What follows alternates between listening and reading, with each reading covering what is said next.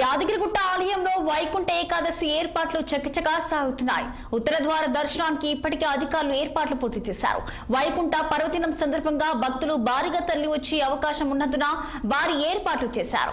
ఈ మేరకు ఏర్పాట్లను కార్యనిర్వహణ అధికారి వెంకట్రావు, డీసీపీ ఆకాంక్ష యాదవ్ ని పరిశీలించారు. ప్రాంగణం కలిగా తిరిగి సిబ్బందికి కీలక సూచనలు చేశారు. వారి వెంట దేవస్థానం deputy officer D Bhaskar Sharma, executive engineer J Dayakar Reddy, SPF పోలీసులు, ఆలయ అధికారులు ఉన్నారు. రద్దీకి అనుగుణంగా క్యూ లైన్లు, సెక్టార్స్, భద్రతతో పాటు ఇతర మౌలిక సౌకర్యాలను ఏర్పాటు చేసినట్లు ఈవో వెంకట్రావు తెలిపారు.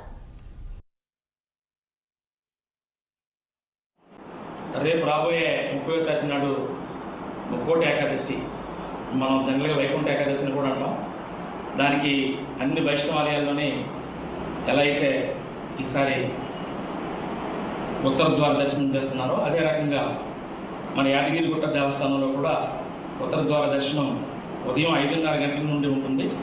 అయితే ఇది పాత క్రమంలో కాకుండా కొద్దిగా ఆ టైమింగ్స్ అవి మార్చడం జరిగింది. ఇదంతా భక్తులందరూ దీన్ని దృష్టిలో పెట్టుకోవాల్సిందిగా కోరుతున్నాం. ఉదయం నుండి సాయంత్రం వరకు 30వ తేదీ నాడు ఉండేవి కాకుండా 31వ తేదీ నాడు కూడా భక్తుల రద్దీని దృష్టిలో పెట్టుకొని ఎవరికి ఏ రకమైనటువంటి ఇబ్బంది లేకుండా సౌకర్యవంతంగా దర్శనం చేసుకుంటారన్న ఉద్దేశంతో భక్తుల రద్దీని దృష్టిలో పెట్టుకొని 2 రోజుల పాటు ఈ దర్శనాలు కల్పించాలని డిసైడ్ చేయడం జరిగింది. అంటే ఈ దర్శనం చేసుకున్న తర్వాత మెయిన్ ఆలయంలోకి వెళ్ళి శ్రీ స్వామివారిని దర్శించుకుంటారు.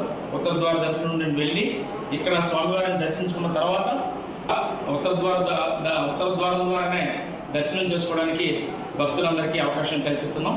కాబట్టి దీన్ని దృష్టిలో పెట్టుకొని అనవసరమైనటువంటి దీనికి గురి కాకుండా అందరూ దర్శనం చేసుకోవడానికి మీరు ఈ 2 రోజుల పాటు ప్లాన్ చేసుకోవాల్సిందిగా నేను రిక్వెస్ట్ చేస్తున్నాను అందరు, నేను భక్తులందరికీ. సో దీనికి సంబంధించినటువంటి ప్రాసెస్ ఇవన్నీ కూడా మా ప్రధానాచార్యుల వారు కూడా చెప్తారు.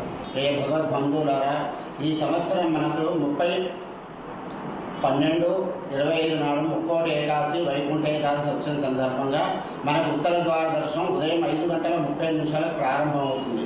ఆ రోజు తర్వాత 31 ఆ రోజు కూడా ఉత్తర ద్వార దర్శనం ద్వారా భగవంతుడిని సేవించుకోవడం తరించాలని